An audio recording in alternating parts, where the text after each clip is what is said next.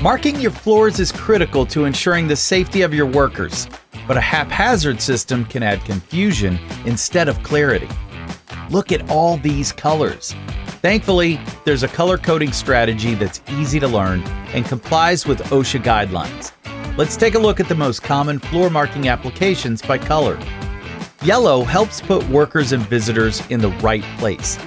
Use it to mark aisleways, traffic lanes, and work cells to ensure that your employees are on the right path.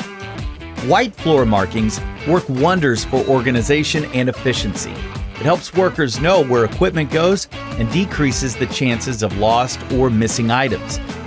There are several colors used to organize your manufacturing processes. Blue, green, and black can be applied to denote materials and manufacturing components, including raw materials, as well as works in progress and finished goods. Orange is your go-to for material or product inspection areas, or energized equipment, while red identifies defect and scrap areas as well as red tag locations. Use photoluminescent tape to line steps and perimeters to help workers navigate a lights-out emergency. Finally, striped and patterned floor markings draw greater attention to operational and safety-critical areas. Red and white striped should be used to identify firefighting equipment, electrical boxes, and first aid stations. Black and white striped can help keep areas clear for operational purposes.